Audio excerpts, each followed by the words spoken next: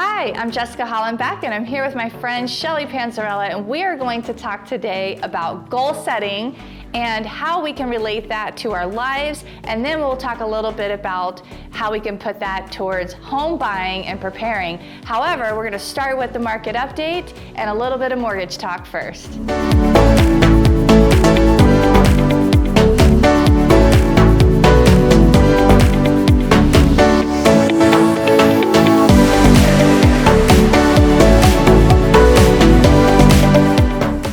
The market, not a lot has changed. Still hot. Still hot. Yeah. But there's been the last 3 months, it's actually slowed down in the number of sales just slightly. And there is a little bit of an increase, so I'll just give the numbers. So the number of units sold in May's numbers is 3189, so 31,089 homes sold. Okay, so that is actually a decrease of 9.6% from April. Wow. So 10% is kind of, noticeable. However, the number of new listings was at 3731, and so that was an actual increase of 0.9%. So literally a 1% increase. So 0.9. Yeah, so 0.9%, so like 1%. When we compare that to a year ago, of course, the numbers are like, woo, that big. But it is slowly showing some trends that we are increasing the inventory ever so lightly. Yeah. So little, but just a little bit, every little bit counts. And if we can have just this tiny amount every month, it will help. And the sales were down. What do you think you're saying the sales were down a little bit? Well, I think what happened is March was like this skyrocket month where we had this just huge number of sales, and it just can't sustain, really. So I think we're very normal numbers. These numbers are not abnormal. What's happening is we're just selling more homes than we ever did before. So our absorption rate is really high. So we just can't get more homes in the inventory queue to really get us past this crunch. So when buyers go out and shop, they're feeling like they don't have a lot to choose from. Yeah. But that would be a good indicator, because we are seeing a little bit more trend, you're saying, up in our listings, right? So maybe we'll start to see a little bit of evening out on that. Yes, I do think we're going to see, it's the months where people do start selling their homes in the summer. So I think we're going to see a few more of those. So I'm going to say I'm optimistic, but it's going to take a little while. Investors are still heavily buying and purchasing homes. All these hedge funds that are purchasing, those homes are never going to come back on the market. In the reality of things, they have bought investments for a long haul. Yeah. So the numbers, really, we kind of have that to factor in. Yeah. Well, speaking of investors, so we actually have a new program that's out there that speaks directly for investors who are not necessarily paying cash. I know when you're talking about our hedge funds, they're coming in literally paying cash for the home, and they're going to end up renting it. That's right. And so we actually have a new program which is unique, but it reminds me a little bit of what it looked like back in 2004 or 5, because it's very similar to like a stated income program, or it's like a stated income based off of whatever the rents would be, but it affords people an opportunity to get in, because most of your investors are maybe business owners who have tax returns and little different unique ways of filing their returns, right, may not be able to see a ton of income for us to qualify them for. And so they have this new stated program which ultimately uses just the rental income. Depending upon how much of the income is there determines how much they have to put down. It's a minimum of 25% down, but it allows an investor to come in. And so we've seen actually a lot of investors utilize that. So I want to dig in on that for just a second. So at 25% down payment, that's taking a lot of the risk away from the lender and the financial institution. So this is really, even though it's stated, it's not necessarily risky because they've put such a large chunk of money into the property. And then the second thing I was listening to there is they're going to take the proposed average rent for a property like that and use that to offset. So like if their debt to income ratio won't support that new debt, they can take that income to balance that out. Is that where that's correct? Yeah, okay. The difference from when, pre-housing crisis, right? So pre-2008, we were doing like 80/20s or 100% financing, even for our investors. And so here, you're right, it's truly on the property now. They know that from a lender standpoint, a borrower is investing in this home as well. There's a lot of capital going into the home, and it's a lower risk for the lender. In addition to that, they know that even if something should happen to the buyer themselves, right, they're not going to live in the property, they're going to rent it out. Right. The rental market can absorb any, if they couldn't sell it, or if they had to actually rent the home out, they're covered from a lender standpoint. So I think it's really unique from that aspect, but everybody here is like, it's really like a stated type of program, right? Yes. Stated off of the rental income. Well, that word kind of has this negative stigma. Yeah, for exactly. sure, for sure. But I think though, like, you're 100% right on that, because even realtors struggle to necessarily buy real estate sometimes when they're in this industry. And a lot of it is because they have the write-offs and they don't show the income in different ways, or, they just whatever reason. And yet, but if you have 25% down payment, that's pretty solid. And I think it's exciting because, from a lending standpoint, it's just showing that there's more comfort in our industry, right? Where, pre-COVID or during COVID, a lot of programs went away.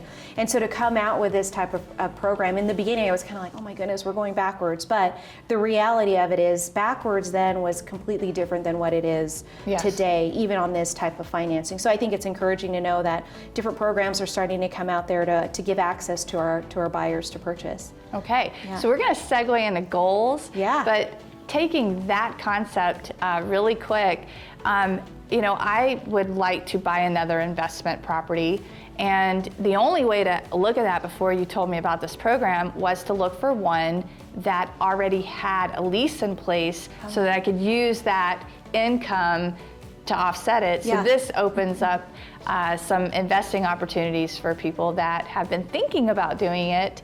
So I know who I'm going to reach out to about this. Well, and even speaking towards that, so we went on vacation, just came back from vacation. So we rented a condo, and inside of the condo there's a little welcome thing, and it talks a little bit about what the average rents are for that condo, what it looks like for the year. And so, me being who I am, I kind of contacted a realtor and said, hey, how much does it cost to buy this home? And then saw what the mortgage was and realized that the rents on the property well exceeded the amount of the mortgage. And so, I was like, this could actually be a great rental property. Plus, when we want to go away, we have a condo that we don't have to pay for. I mean, technically, if it covers itself. So thinking of it from that standpoint, I mean, it's a long-term, definitely long-term, but retirement and investment for us, for our family. So so goal setting. This is a perfect time for goal setting. So why we decided to make this the topic today was because both Shelly and I are really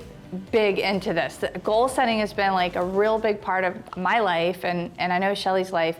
And we're about halfway through the year, and it's time to reevaluate. So I always do this every quarter. I know you do it. And so, what are the main reasons? By the way, how did you get into goal setting? So I've done coaching. I started coaching probably about 10 years ago, and the one thing that she set for me, so we had an introduction, it lasted about 2 hours. You kind of go through like what your life looks like. And one of the things that I was not balanced in was my family life. I'm a workaholic, and my husband and my daughter know that. And one of the areas that I felt I needed to improve on was my family life, and one of the ways that we could do that was vacation. So for vacation, for me, it's literally letting go of work and whatever. And so when I first started, my coach had said, before we even move forward, what I need you to do is to commit to 2 vacations and book them. Like before we move forward. I was like, wow, that's cool. And so, for my daughter was really little at the time, and so for my husband, he's like, what do you mean? I'm like, we had to plan, 2 vacations. And so we did. And, the planning of it was exciting for us. The, paying for it, obviously you have to work to get to that level, but then there's that feeling of like, I set this goal, right? And we achieved it, but then when we got there and we were able to have our vacation, it was such a good time, and you could feel that helped me out for the whole year to balance. balance, right? To Yes. reset. And Yes. then as I've gotten older, I've used that time not only to just spend time with family, but to also do this resetting of my goals across all areas of my life. So I'm a huge goal setter. I know you are as well. I know. I'm thinking, I just went on vacation too, and it was definitely one of those moments where, of course, I let go, Yeah. but I pick times to do my self-reflection, and to me, that's like, I actually enjoy that. So even though it's very quiet. It's very something that I do personally. I don't need to tell anybody or talk about it or bounce. Take my goal setting book. I have a little booklet that I use, or my journal, and I just like write down things, you know, and then I'll take and look at my goals. And the nicest part about that is that you actually can see your progress when you do it year over year. Yeah. And I can definitely see that. So it makes you stretch, it makes you push yourself, it gives you something to look forward to, especially putting the vacations in your goals, or buying a house in your goal, or Absolutely.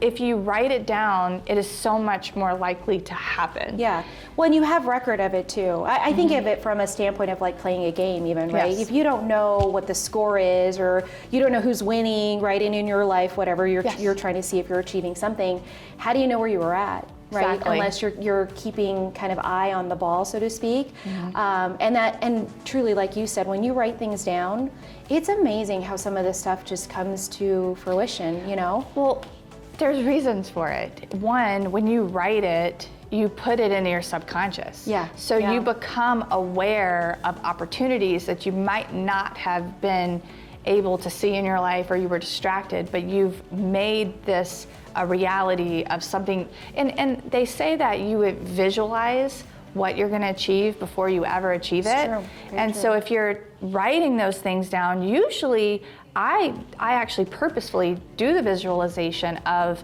I try to see myself walking down the beach with my kids, and I've pictured their wedding days. So whenever I'm writing my goals, I tend to make the visualization of what it is I'm looking to happen. But sometimes I think sometimes the goals are too big, but no, they're not. They're really not, because once you start to get a few of them, you're like, wow, I could do this, and you check a few off the list, and it feels really good. Even momentum on that too, right? As you start to write a goal out, and then you start to see, like weight loss, right? For a lot of people do the New Year's resolutions in the very beginning of the year, and they always say like February is the greatest fallout for gyms and things like that. But when you start to do this program, or working out, or eating right, or whatever, and you start to see, you get on the scale and you're like a couple pounds, and then 5 pounds and 10 pounds, or you start to see muscles and your pants fit better.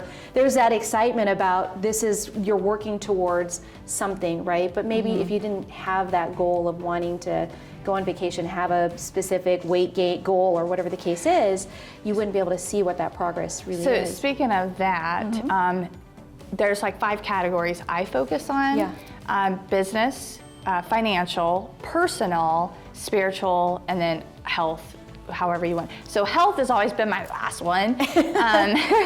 Although I do things to try to stay healthy in general, but I recently just was like, I have to put things first. And really your health is a first thing first kind of thing, because you could end up 10 years down the road and not enjoy because it hurts, or because you've put on that extra weight and your knees hurt, right? And so you kind of have to get realistic. So I just had a big birthday, and I thought, thank you. I thought, I really need to make that a priority. It's not like I'm huge or anything like that. And it's not about that. It's about being healthy. It's about knowing I want to live a long life and enjoy it. Yeah. So I've added that to part of my routine now, where I've been up at 5 o'clock the last few mornings. That's awesome. So yes. But it's the momentum thing, right? So it probably hard the first day, and it'll probably hard the second day, but it'll start to be something where your body just gets accustomed to waking up that early.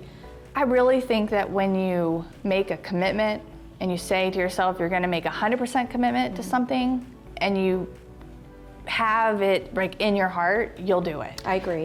I would listen to myself about like trying to set the exercise goal for a while, but I didn't really mean it. Yeah. Like it was the bottom of my list. Yeah. So until you really internalize it and believe it, and that's why you go back to your goals and read them again every once in a while and reflect on them. Yeah. For those exact reasons. Yeah, and I think it's different, goal setting, like vision boards. A lot of people do vision boards, and I think that's one aspect of it. But I think the difference when you are truly doing the goal setting and you're, like you do, your quarterly reviews and your reflections, it takes that aspect of the goal and really puts it into timeline for you to achieve.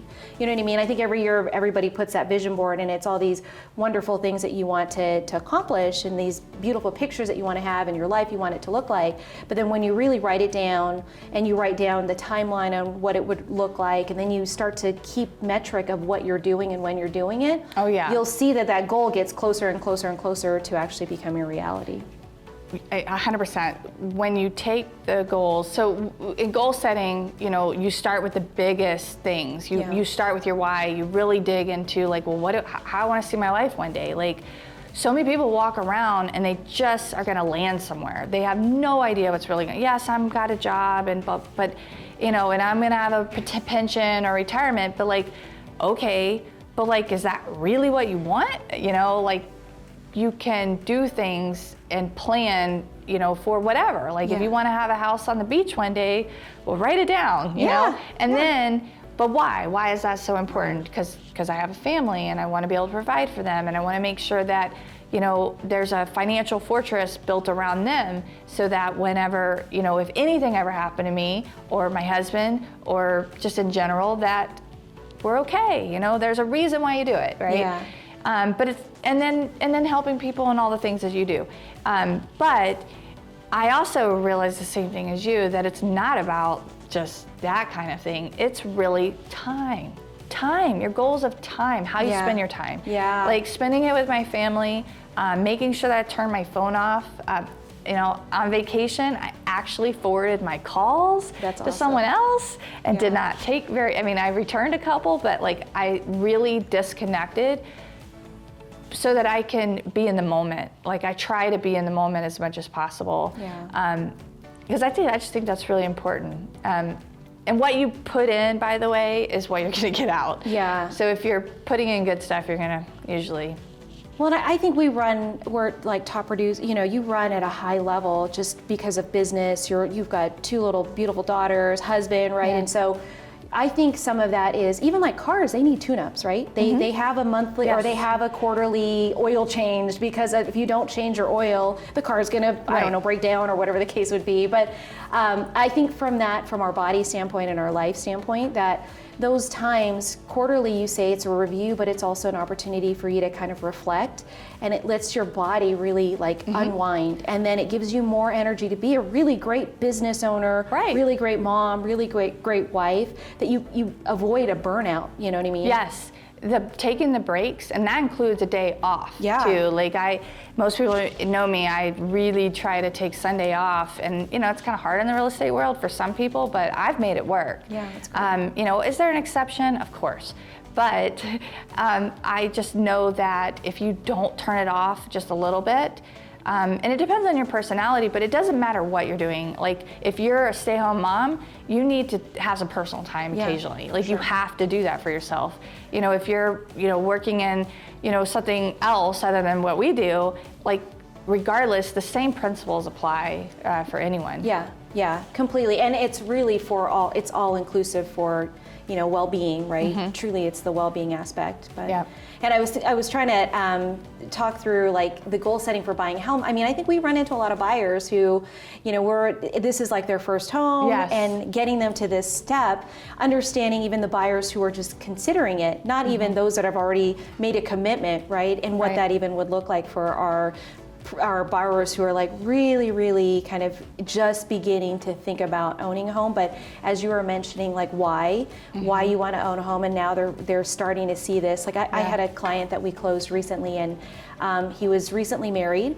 They just had a baby, and he's like, I felt like, I didn't want my child to be raised in an apartment, and he's like, it was one of the next things for me to just automatically go out and set for buying a home for my family. And then he sought out a realtor, and they kind of put him in the next steps. It took them a year, but he had the goal, They had to get pre-qualified in the very beginning, and just that process. I don't think anything happens fast. No. It just doesn't. And it doesn't even happen quick in my world. Like when I make a decision to look for a new home, there's a seed that gets planted in my mind. Usually I've then at this point have decided that, the next, there's usually a reason for it. Like, I would personally love to have a home with a pool. We don't have a pool.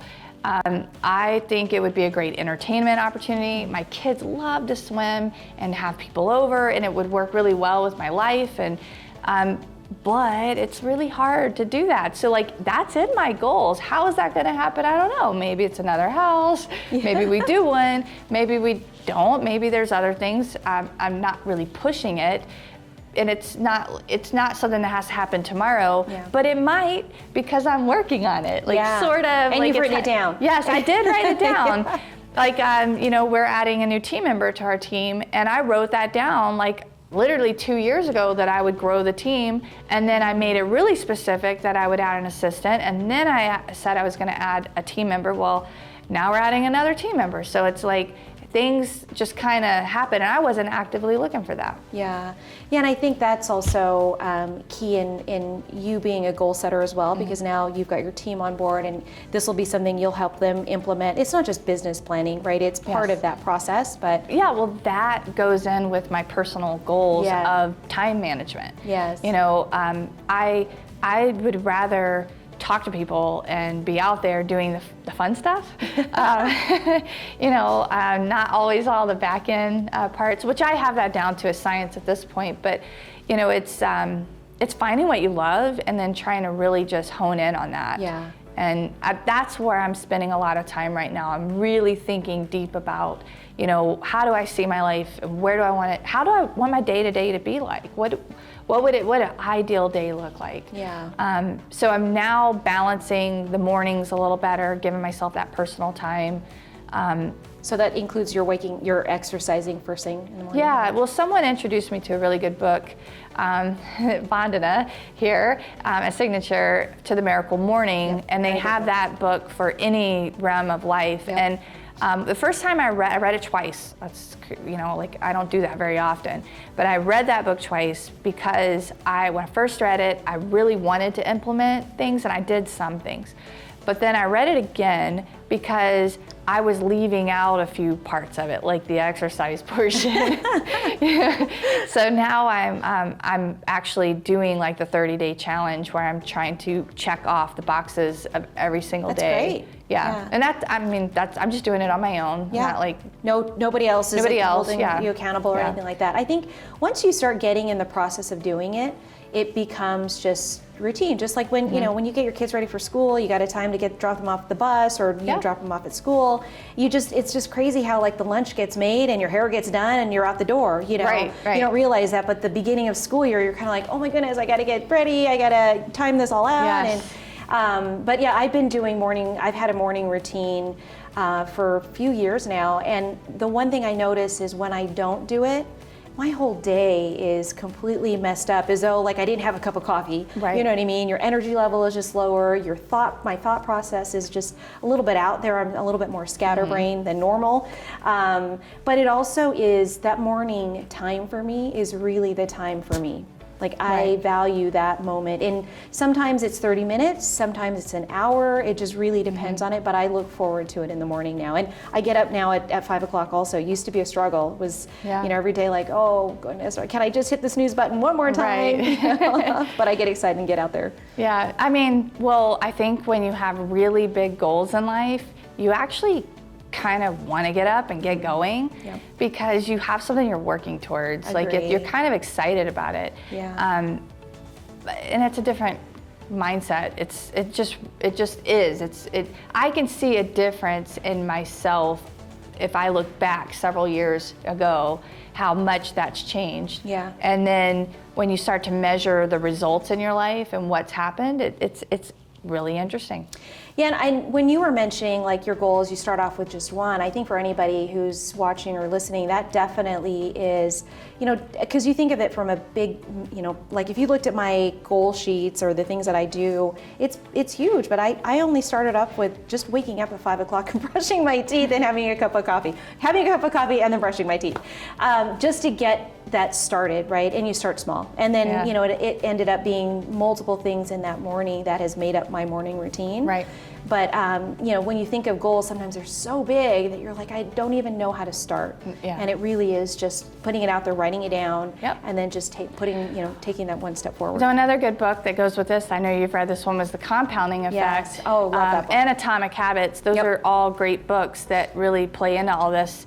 But it is all these little things, it layers, but then it multiplies. Yeah. So if you just be consistent in life, pick a few things that you're going to be consistent about and just do it. Yeah. And commit to it, and you'll see those results. So totally random, but since you brought those two books up, I love to buy books for people. So, and because we're coming into like the end of the year, I had bought a stack of, I think, Compound Effect and Atomic Habits. So for those of you watching, if you'll DM or message Jessica, we're going to offer up, I have 3. So I have 3 of Compound Effects and I have 3 of Atomic Habits.